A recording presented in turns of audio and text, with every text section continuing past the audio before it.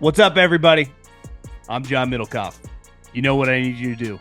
Subscribe to our YouTube channel. We got content for days reacting to every NFL game all the time, every single day. Subscribe, like the videos. Let's go. What is going on, everybody? How are we doing? I think today we are going to do a little Go Low pod, a little golf only. Not much going on football-wise. We got the Masters right around the corner. And the defending champ, Scottie Scheffler, who has not had a great season relative to what he was last year, is playing this week. So we'll dive into him, the vibes around Scottie, and has his star dimmed a little bit after the ravioli injury, only in golf. It's like, yeah, I got hurt making raviolis. I do want to talk about the Valspar, which was a throwback with two of the best players in the world from a couple years ago, Justin Thomas and Viktor Hovland, dueling it out down the stretch of the tournament. And Hovland, who said he sucks right now, somehow still won. And did JT blow it a little bit? So we'll dive into that. And then, of course, we do a mailbag, golf-only mailbag here at GoLow Pod. I have a separate Instagram account at GoLow Pod. Easiest way to get involved. Just fire into those DMs at GoLow Pod and get your questions answered on this little old golf podcast. But before we dive in to anything, I do need to tell you about my friends, my partners, Game Time. Do you want to go to a golf tournament? Sometimes Thursdays, Fridays, Saturdays, you end up not even watching that much golf. You just have some cocktails, some brewskis, enjoy the sun, walk around, you get your steps in. It's like a double whammy. You get to booze, you get your steps in, you're like, feel pretty accomplished. You get some sun. Highly recommend it. They are a very chill event to go to. So any chance you have to go, look on Game Time. Obviously, any other sport, college or pro. We have concerts. We have comedy shows. I cannot recommend this enough. So just use the app. It's really easy, from price points to venues to specific teams. The search ability is easy as it gets. And I've been a loyal user now for well over 2 years. And I've probably gone to more concerts in the last 2 years because of Game Time than I had in like the last 10. So I cannot recommend them enough. Take the guesswork out of buying tickets with Game Time. Download the Game Time app. Create an account and use the code JOHN for $20 off your first purchase. Terms apply. Again, create an account. Promo code JOHN for $20 off. Download the Game Time app today. Lowest prices, last minute tickets, guaranteed. Okay, I kind of butchered that ad read, but you can't win them all. I thought about going to hit some golf balls and go outside today, but it was like 92 degrees, so it's a hot one in Arizona. But I do come from the Andy Reid school, where the hotter it is outside, the lower your air conditioning goes, and my office is cranking at about 65 degrees. I'm actually kind of chilly. I had to put on a pullover to stay warm. I was like, God, it's cold in here. But it got me thinking, because I think I'm going to bet on Scottie Scheffler to win this week. And it's not because I'm confident in the guy. And I think if he cannot get it done, we have to go, something is seriously off relative to the guy that we saw last week. And last year at this tournament, heading into the Masters, Scottie Scheffler finished second. And he missed under a 10-foot putt on 18 to force a playoff. He was playing at an extremely high level. He had won at Arnold Palmer. He had won the Players. He had just been a major factor. It was clear, like, this guy is playing at just a complete elite level, and he deserves to be talked about like the best player in the world. And he started being treated like that, like Tiger in his heyday, from a gambling standpoint. In a golf tournament, you are playing so well if you are 10-1 favorite against 150 people. Rory right now, having won twice this year, hovers between 7-9-1, which is insane. It is hard to pull the trigger when you are getting those odds. Hell, Rory to win the Masters, something he's never accomplished, is currently 6.5-1. Scottie Scheffler hovers between 3 and 3.5-1, which I had no problem with last year. And there were times where it's like, yeah, this is nuts, but it's actually the right thing to do. And then there's right now. Like, to me, he should fall back. And if he can't win this weekend, or at least be a major factor, I think it's time to, we got to acknowledge that whatever happened with that wine glass and the ravioli has really thrown him off. I mean, when you watch them at the Players from just a personality standpoint, listen, it's golf. I lost $100 last Saturday, and I threw a hat on 12 and started screaming f bombs. I lost it. It happens to us all. It is a frustrating sport. Hell, Gordon Sargent, who looked like the number one prospect in all of college golf, who looked like a lock, like the next Ludwig, the next Viktor Hovland, the next Colin Morikawa. Someone forwarded it to me last week. He got benched on his college team. He hadn't finished within the top 50 of any event so far in 2025. And I guess they qualify every single week at Vanderbilt. And their last tournament, he did not represent the team. They didn't even bring him, which shows you in golf, it can come and go really fast. Now, usually when you're at the peak of your game, it takes something weird to happen. I mean, I saw Brandel Chambly said yesterday to Dan Rappaport that he thought Tiger Woods changing his swing in the 0405 range when he was at the peak of his powers, kicking the living you know what out of everybody, is the most insane thing that's ever happened in sports. And at first, when he said that, I was like, is that kind of a Stephen A curveball here from Brandel? And then you start thinking about it. It's pretty insane. It's like you are annihilating everybody. You are winning majors at a historic clip. And it's like, yeah, just change your swing. But that's part of golf. And we'll dive into Viktor Hovland. Unlike all these other sports, like you have a ton of time to think. Hell, even when you are playing, the walk between each shot is a lot of time in your head. It's not like us driving golf carts where you got 30 seconds. I mean, depending on how far you hit it between each shot. In golf, like you're taking slow walks, you're playing with other people. So it's like you have a lot of time to think. And as Brandel mentioned as well, like the worst place and the stuff that ruins players happens more often than not on the course, not in the weight room, not at home with their family, on the driving range. And there was a clip at the Players of Scottie Scheffler working with his coach, like getting really frustrated. I don't blame him because last year he had to feel like indestructible. And this year, it's not like he's even playing that bad. He's played in 5 events. He's made all 5 cuts. His worst finish of the 5 events is the Waste Management, where he finished 25th. Now, he was the 2-time defending champion, or I guess Nick Taylor had won it last year. He had won it multiple times, but he shot 72 on Sunday. So if Scottie had just shot a couple shots better, he probably finished like 15th or 12th. T9, T3, T11, T20. It's not like he's bad. And again, he's being held now to this standard of like last year was a Tiger Woods like season. Is that who you are? And the thing that made Tiger such a great player is he maintained it for such a long period of time. We have seen a lot of players, Jason Day, Jordan Spieth. I mean, certain guys have like incredible 18-month stretches. It's very rare that you just see a guy dominate in this sport, and this is what makes golf so great. It's an individual sport, and ideally, you get a guy that's everyone's chasing. Tiger was like that for the majority of my youth. Before I was born, Jack Nicklaus, Arnold Palmer.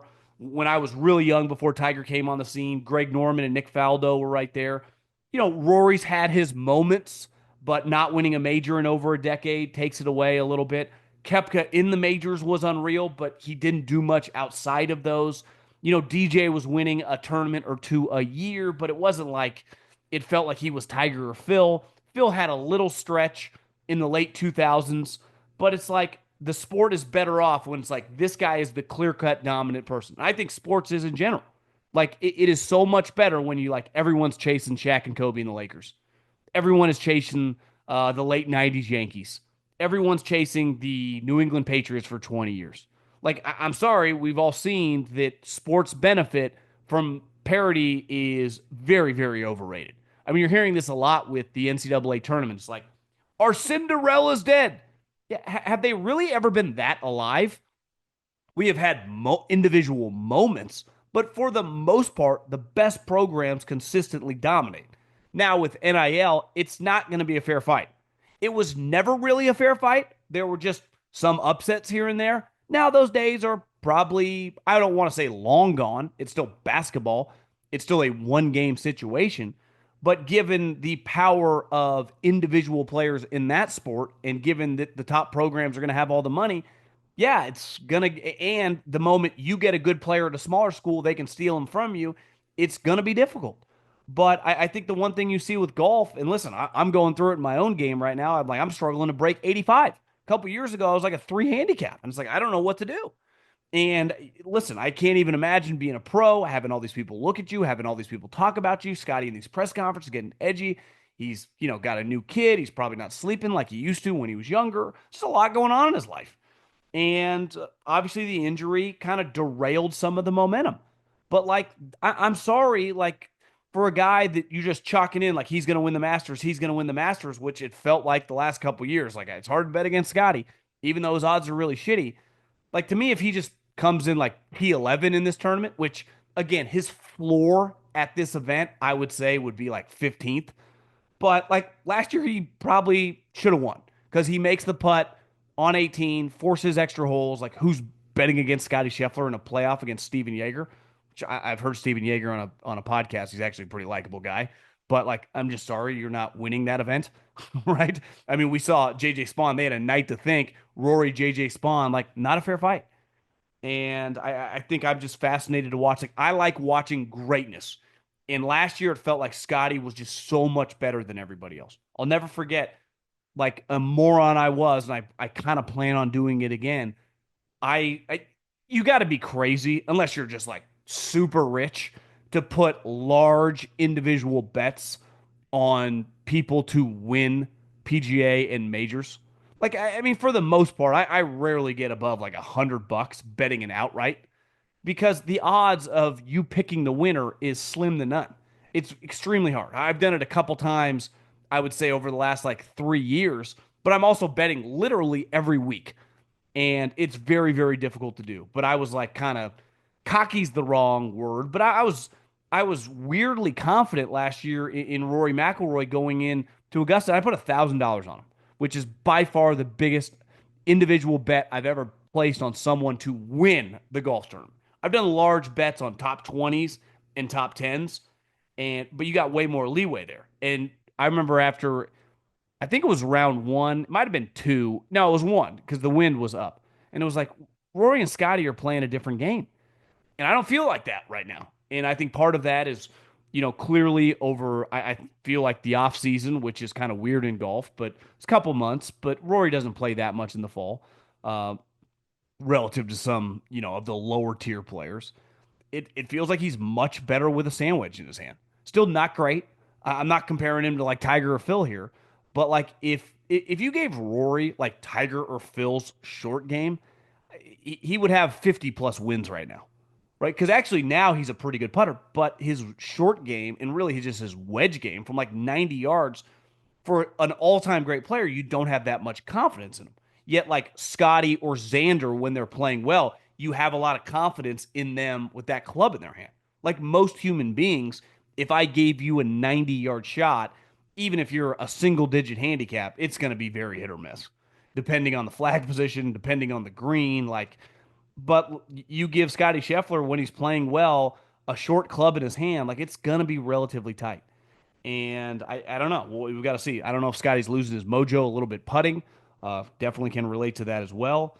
But I think that the tour, I think they need two guys. They either need Scotty to get it back or they need Rory to keep kicking ass. Because I respect Xander and he's an awesome player. Obviously, he got hurt as well with the rib injury, but like he can't carry the sport. And the reality is, for as great as Bryson is, and he is one of the rare needle movers, he only shows up 4 times a year. So Rory's playing this week. I really don't think this week really matters to him at all. Like if you told me he was just working on one specific thing that he wanted to carry over to Augusta, didn't even care about making the cut. I'm not saying he's going to do that. I'd be like, yeah, it doesn't matter. I mean, he's already won twice and he looks fantastic. So I think it's a big week for Scotty. I'm actually betting on him to win because if Scotty's going to kind of get back to where he's been, I think he wins this week and a couple other guys. I like Jason Day this week. I mean, I like Jason Day most weeks to top 20. Davis Riley is a guy that when he first came out on tour from Alabama, I used to gamble on, and then he kind of fell off a cliff. Well, he finished seventh at Puerto Rico like a month ago. He finished, I think, top 10 last week. He made the cut at the Players. He just got a little momentum, and sometimes I just like riding guys when they're hot, and you get them like 3-1 to top 20.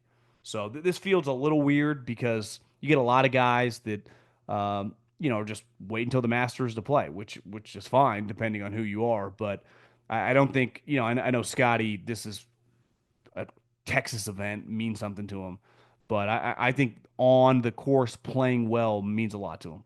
When it comes to college basketball and March Mania, one thing is for sure: nothing's for sure. Upsets, buzzer beaters, Cinderellas, top seeds going home early. It's all gonna happen. Bet the unexpected. Every upset, every day with DraftKings Sportsbook. With live betting, exclusive content, promos, and parlays, DraftKings is the ultimate college basketball destination for March. Ready to make your first bet? Check out matchups and pick a team to win. It's that simple. First time, here's something special just for you. New DraftKings customers bet $5 to get $200 in bonus bets instantly. Bet the unexpected with DraftKings Sportsbook. Download the DraftKings Sportsbook app. Use the code JOHN, that's J-O-H-N. That's code JOHN for new customers to get $200 in bonus bets when you bet just $5. Only on DraftKings. The crown is yours. Okay, last week, Valspar. One of the things with the PGA Tour that Liv is just... I was in the car today and I was flipping around radio stations, and Webb Simpson who's part of like the player pack, was calling in and doing an interview with PGA Tour Radio. And clearly one thing that they are butting heads with, I think why this negotiation is taking longer, is because the Saudis and Liv, and I don't know if it's Yasser, I don't know if it's the players on Liv pushing back, whatever's going down is like they're adamant of having like a legit team element to when this merge happens. And at the end of the day, golf is an individual sport, just like tennis. It doesn't mean we can't have a couple team events, which golf does. It's called the Ryder Cup and the President's Cup. But I don't think the consumer gives a shit about team golf throughout the season. It does not matter. So the problem is the financial situation, and I don't want to say desperation, but the tour needs some of those guys back that, it's not like you can just tell them to kick rock, so you have to negotiate with them. But, watching Hovland and watching Justin Thomas, who essentially turned into kind of like a duel down the back nine last week in Florida. And part of what the tour brings to the table when you get bigger names is there is such a built-up stardom with these human beings, right? Like when you turn on the Lakers playing the Warriors, you just get Steph Curry, Draymond Green, LeBron James, Luka, Jimmy Butler. Like you have so much history with these players. You have watched the ebb and flow of their careers, right? With the Yankees this year, if they make another push, try to win a World Series. Like you have been following Aaron Judge's career now for a long period of time, the good and the bad. And part of these two guys, and this is the nature of golf for basically every player in the history of the sport, is you're going to go through the mud. You're going to have really, really shitty times. Even when you're a player like Justin Thomas, who, probably for his generation, his age group, is easily one of the most accomplished players of his generation and probably one of the better Americans, right? Won 15 times on tour, won a couple majors, is probably, if not the best, top 2 or 3 Ryder Cup player of all time. Is now kind of synonymous with Tiger Woods, their best friends. Obviously, his relationship with Jordan Spieth. He's just a very, very important part of American golf. And Viktor Hovland, who several years ago, if golf was football, he would have been viewed as like an Abdul Carter, a Jamar Chase, a Myles Garrett. Like he was a blue chip number 1 overall pick. And then he got to the PGA Tour, and within like a year, you're like, holy shit. If this guy can figure out how to chip, watch out. And then guess what? He figured out how to chip. And in 2023, a couple years after he turned pro, he won. What did he do? He had 3 wins and 9 top 10s and won $30 million. At the end of 2023, I would say most people that follow golf pretty closely would have made the argument this guy right now, not by the rankings, but just right now, is the best player in the world. And then a year later, it's like he's in the wilderness. He's changed his swing. He's a tinkerer. And he just looked like a shell of himself. He was missing cuts. He only had two top tens in 2024. And then this season got even worse. I mean, 2 weeks ago at the Players, he shot 80, which for most of us feel pretty good leaving the course shooting 80. For a pro golfer, like that number is a pretty eye opening experience. But hell, the week before at the Arnold Palmer shot 77. And he was giving quotes like, I suck. I don't know where the ball is going. My shots are disgusting. These were quotes last week at the Valspar when he won. So it's very relatable. Now, when you're at the highest level, like a guy like this, once you can kind of figure out where your miss is, like you can kind of, I don't even want to say fake it, but you can figure it out. And then if you watched him on Sunday coming down the stretch, he looked like the 2023 version, especially with his irons from the middle of the fairway. It's like this guy is pin hunting. But like one thing that was cool about those two guys decking it out was like these are two of the better players when they're playing well in the world, but we have history with them now of really struggling, and it makes them very relatable.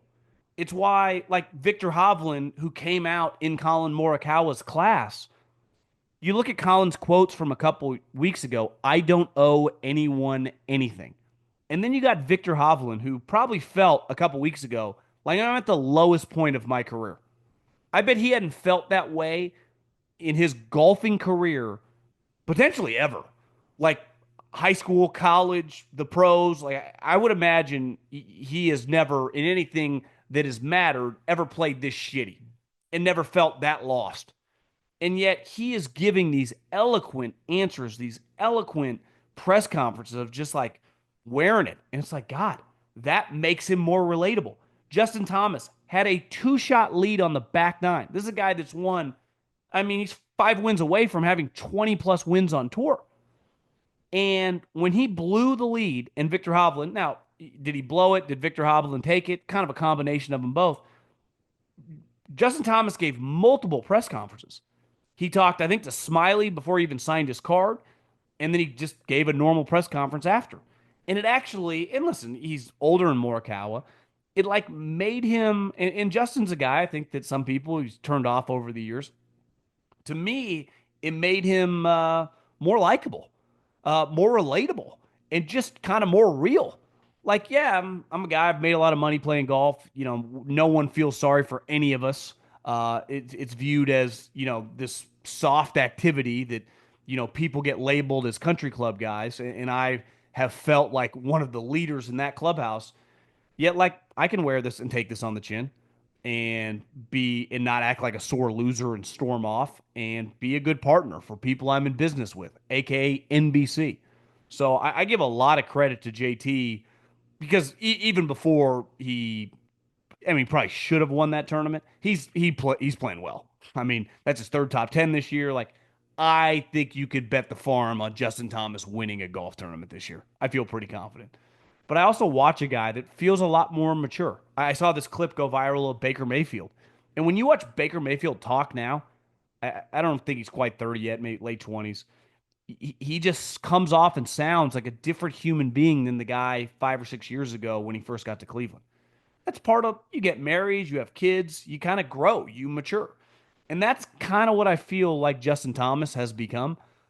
We know, like, these guys, and I'd say the same thing about Viktor Hovland, is they are not going to not figure it out. I think it would be stunning if a guy like that in kind of this era just disappears forever. I think it used to happen more, but with technology, with the resources they have, they're just going to figure it out. Now, one thing that Hovland says that I do think a lot of people push back, like, why are you tinkering? Why are you changing your swing? You're in your mid to late 20s. You're in the peak of your powers. You just won $30 million on the PGA Tour. You won the FedEx Cup. You won multiple times on the PGA Tour. Why would you mess with anything? And I do, and I've noticed this in myself, is like as you age, maybe you lift a little bit differently and muscles change. I do think your natural swing path and your flexibility can change. Jordan Spieth has been talking about this for years. There are ways that he swung in the peak of his powers in like 14, 15, 16 era that he's like, I can't make that swing. My body does not allow me to do it. So I have to figure out a way to still try to play like that, but with a different swing. And it can be very frustrating. And I don't think I hear many people that cover golf ever discuss that element. Like bodies dramatically change. Now, overnight, like did Viktor Hovland have to do it overnight? I think we can question that. Did Justin Thomas do something similar when he was playing pretty well a couple years ago and then not like his swing? Very possible. Because the other thing that's different now than probably even 20 years ago, let alone in the 70s, 80s, 90s, is the power of video, the phones, the being able to text stuff to coaches, the being able to overstudy. Clearly, the numbers. I mean, you can overthink. I mean, what I do, the analytics of what works, what doesn't, what I should never do again, what you should stay away from. Sometimes, like, you just had a bad show. It just wasn't an interesting topic. It doesn't mean to never talk about that again. You just took a bad angle. And I think with the amount of metrics that I have access to, that most people listening have access to in whatever profession you're in, you can over quantify anything in your head. And it's easy, especially if you kind of like numbers, it's easy to throw yourself off by diving too deep into them. There has to be some sort, I don't care what you do, of a gut feel of like, yeah, this might not be the right thing to do now. And, Viktor Hovland talked in depth about that after he won because they asked him if he was a perfectionist. And he said, isn't part of being a pro athlete doing everything humanly possible to get better? And I think he's not wrong with that statement. But when you win the FedEx Cup and you win 3 times on the PGA Tour, like you're about as good as it gets. So can you just maintain that for a while? Because if you just maintain that level of play, doesn't mean you're going to win at the same clip, but you are going to be in the mix more often than not when you're as good as you are. So, and that's the difference in between like, in football, like the Lions aren't going to do a deep dive and change a lot of things. But the 49ers, because they went 6-11, like not only look in the mirror, but it feels like they're throwing a nuclear bomb on everything. If the 49ers, instead of going 6-11, had gone 11-6 and lost to the Eagles in the NFC Championship game, they're probably not doing as big of a knee jerk reaction. So, like the Warriors, part of the reason they traded for Jimmy Butler, because they had a couple years of realizing, like, this is not working. So, we got to make a change. You know who's not really making changes? The Boston Celtics. Why? Don't really need to, right? So, when you're doing things well, you can ride it out for a while. Now, when there's a light at the end of the tunnel of like, uh, we are going to be able to stream everything. These DVDs are going to be irrelevant pretty soon. Yeah, maybe there's a time to slowly start to pivot. But like I do think golfers probably tend it has a lot of parallels to kicking. Look at guys that can fall off a cliff. Baseball, a lot of time to think. In basketball, you just play. You just hey, take more shots. Just run, get to the hoop. In football, it's like just make a play full speed. Just hit someone hard. Just do something full speed and good things will happen. In golf, you just spend so much time thinking. And I think it gets in the way of some of these great players because I don't think it's just random that Justin Thomas and Viktor Hovland played bad golf for a longer period of time after they had just dominated. I think you get in your own head.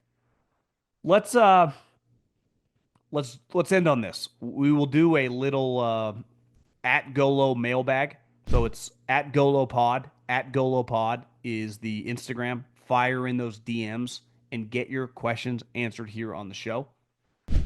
This is from Bobby. Question for the mailbag. If you could pick one player who's never won a major before to win a major this year, who would it be? Which major and why? For me, it'd be Tony Finau to win the Masters. As it feels like a major victory, it would take him from a solid PGA pro to a household name. And for the fact that he's such an incredible ambassador to the sport. He's great off the tee, which is paramount at Augusta, and has been in the mix of the Masters in the past, i.e., 2019 against Tiger. Curious to hear your thoughts.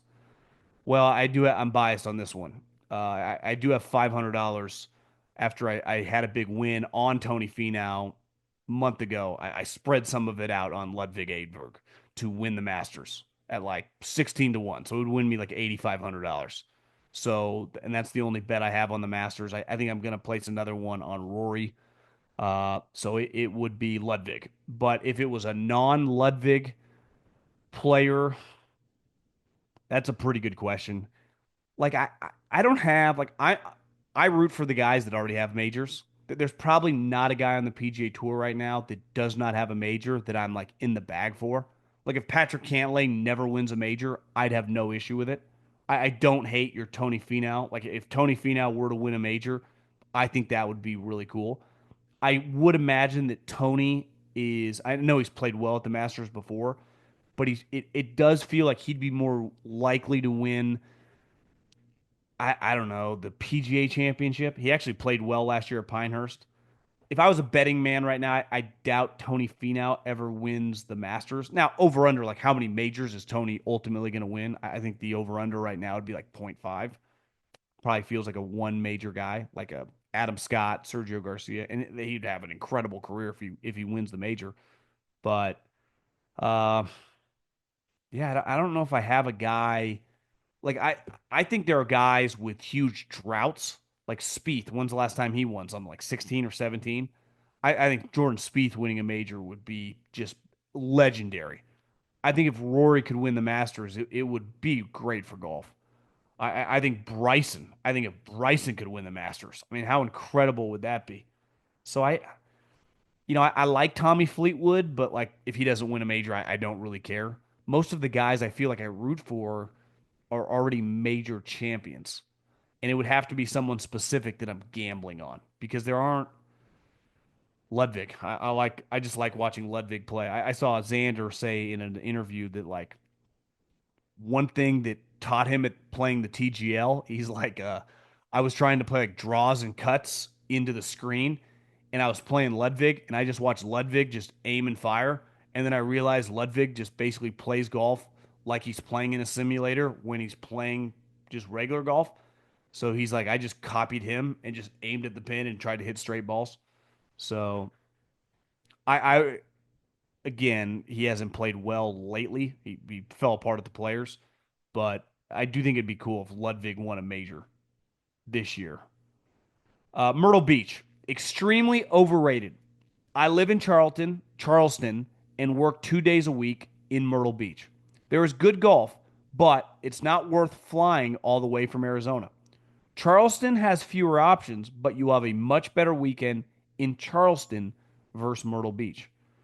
I know this. No one, and I mean no one, likes Southern Charm as much. Maybe there are people, or more. Maybe there are people as much, but not more than Maria. She desperately wants to go to Charleston, so we might have to do that this summer. And maybe I'll play a little golf and hang out there. Hi, John. Hope all is well with the new marriage. Looking to hit the ball farther. I weigh about 155 pounds and hit the ball 250 to 260 on a good Florida day. My friends say I can hit the ball farther if I change to a new driver. Since mine is 15 years old, it's my best club because I hit fairways. Working out is also the other option. So this begs the question, how many yards do you think someone like me could gain with a workout regimen? I'm a flexible dude, but not very muscular.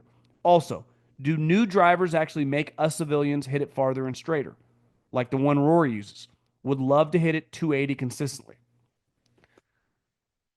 I mean, Rory and Tiger are pretty like strong, but I mean, what's Justin Thomas weigh? 165 pounds. Hitting the ball far is not necessarily about like how much you can curl and bench. It is way more about your swing path slash speed. I do think the way if you have a 15-year-old driver, I mean that is really old, and you are hitting the ball 260 yards. If you got newer technology, you don't need to get a brand new one. Just go to the PJ Superstore and buy a couple-year-old head of Callaway, TaylorMade, Titleist, whatever. Hit them into the thing, see what you like, and just you could take the shaft and you have right now basically the same shafted grip. Take the head off and put the new head on the club. Like that's what I would recommend doing. You could add probably 15 yards. The technology over the last 15 years, I would say over the last 10 years, has changed dramatically. So I don't even think if you're hitting the ball 260 years old with a relic of a club face or club head, I would just go see if you can find a deal at some golf store and just take the head and continue to use your shaft. The gym is not as important. Flexibility matters, but I think it's much more swing speed than you know hitting the machines at the local gym in terms of golf. Question for the bag. If you had to build the perfect player in terms of driving, irons, wedges, putting, and overall mentality, who are you picking for each category? Can't pick the same player twice. By the way, I'm watching dealer out here. I'm a watch dealer out here in Philly. No, you said you're not a watch guy, but if you ever in the market, well, what's funny is I got my first nice watch a couple years ago. And when you first get it, you're like, God, I'm going to get a bunch. And then I realized I just wear it not that often. Now, some people, I'm a podcaster. So if I went into meetings and like even the meetings I have, like a big business meeting is over Zoom. So like it's not like I'm putting on a coat and a watch. Hell, I don't even put on my wedding ring.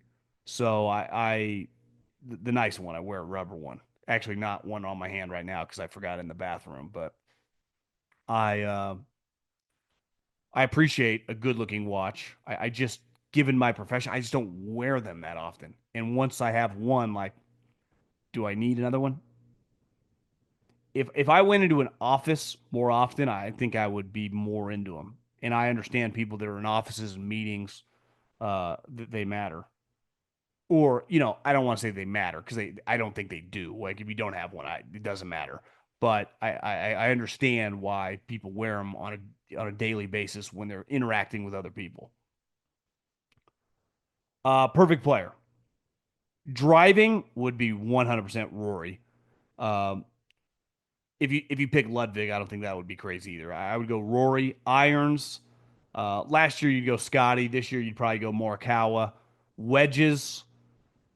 Uh, I think you could go this. You go driving, Rory.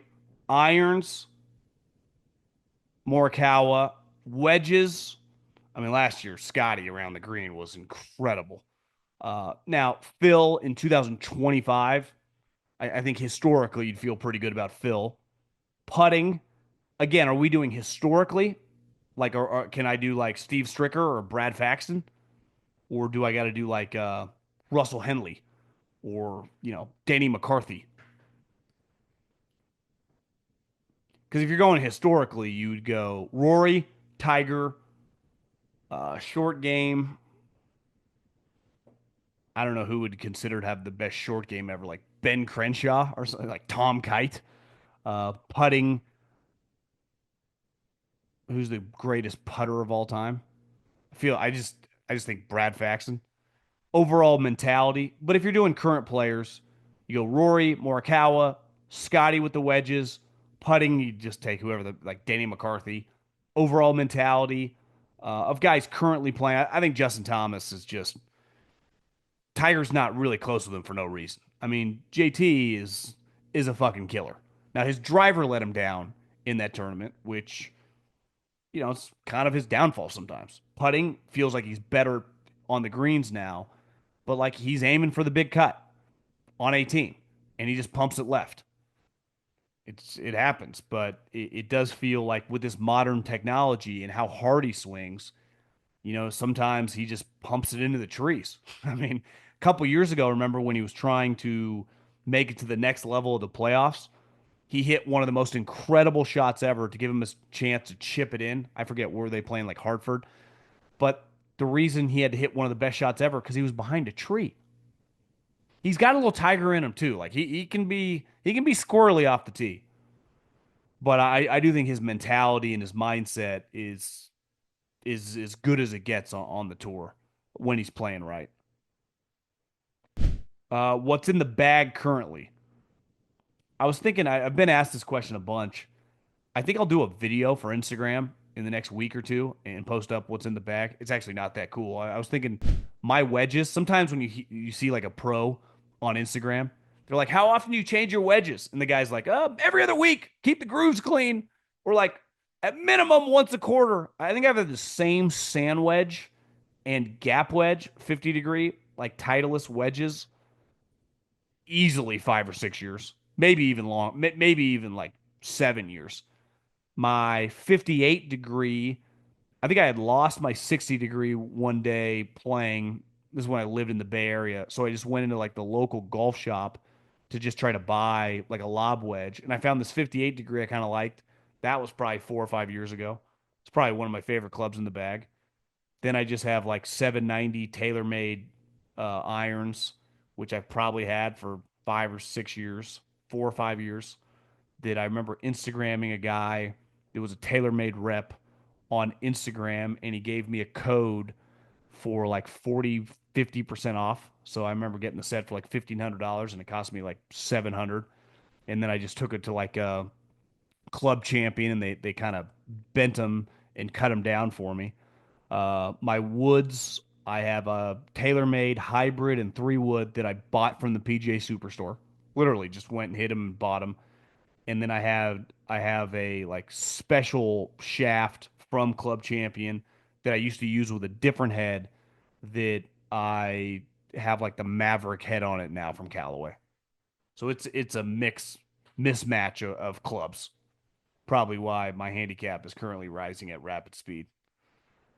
Would you rather win Augusta one time or win the other three each once? I feel like 3 majors is hard to beat, but the prestige and history behind Augusta gives me reason to stop and think about it. Also, it's cool knowing that you'd always be invited back to play each year. I think if it was two of them, right? If it was like one was the PGA and one was the other, the US Open or the Open, I think the answer unequivocally without hesitation is the Masters. I think when it's the three of them, like you win 3 majors, you're a Hall of Famer. Even if those are your only 3 wins ever. If you've won a US Open, the Open, and the PGA Championship, I think you're a lock Hall of Famer. But I still think you think about it because, golf is not the NFL or basketball or the Stanley Cup or it's just, there is a very, and listen, I'm passionate and I watch it, I play it, I love it. But I'm not. I'm in the football business. I understand its lack of gravity on the on a bigger scale. Now it's more popular than ever from a playing standpoint, but I mean Grant Horvat's more popular than probably 98% of the PGA Tour, and rightfully so. He does good shit. Actually, I watched a lot of YouTube golf. Like I watched Wesley Bryan play this shitty course yesterday or last night with Jason Day. They're just entertaining. I'm just very entertained, whether it's the Bryan Bros, Grant. I watched Good take on Joel Damon, like 10 of them. That was entertaining at Weekapaw. Obviously, Bob Does is just the best and hilarious. Like, it's just a good product. It's just very entertaining. And unless you're just a golf nut, I do understand where PGA golf cannot be entertaining. It's not exactly Bills Chiefs. Like I get it. Even if it's Rory and Scottie, it bores a lot of people. But you win the Masters, if you just say, "Hey, I've won the Masters," someone that doesn't give a shit about golf and that's an NBA fan or a hockey fan knows exactly what you mean. So I think the power of being a Masters champ, having the green jacket, and being a part of that, I think if you wanted to decide that, I'd have to think long and hard. I'd probably just choose the Masters. I probably would, but it is hard. 3 majors, and that's you'd be considered like one of the great players in the sport. But like Xander Schauffele is a good example because he's a U.S. Open away from having 3 of them. Right? He won the PGA last year. He won the British Open last year. If he wins the U.S. Open, he'll probably end up with like 15 victories. And let's just say he ends up winning a U.S. Open. Never wins the Masters. Like, would Xander have been way more famous if Xander Schauffele just won the Masters and never those tournaments? I think you could say, yeah. He wouldn't be as rich, probably, but Uh, but that's a great question. If the PGA was really worried about ratings and viewership, don't you think they would figure out the utter disaster of setting tee times? Here I am watching the first round of the biggest non-major tournament of the year, and Spieth, Wyndham Clark, Sepp Straka, Tom Kim, Aberg, Thegala, Henley are already through 14 or 15 holes. Can you speak to all the broadcasting network rights that the PGA is going on right now? Because if it's not working, they uh, because it is not working, and if they want to increase viewership, they need to change. Well, the way a golf tournament works on Thursday and Friday, one, beside the majors, every other golf tournament is just on Golf Channel. And a good Golf Channel viewership is not seven figures. So you are, and I'm definitely this, we are a very, very small audience relative to most sports watching Golf Channel non majors Thursday and Friday. But the way a golf tournament works is there are two flights of people. Groups go off in the morning and groups go off in the afternoon. So you have to split the groups. So one of your TV windows on Thursday is going to get the afternoon group. Well, if you load up, like you're saying, Thursday afternoon with every guy that's in the field that's worth a shit, you know, all the top 25 players, well, the next day they would tee off in the morning. So it would change the viewership window Friday, who you would be watching a bunch of random no name guys.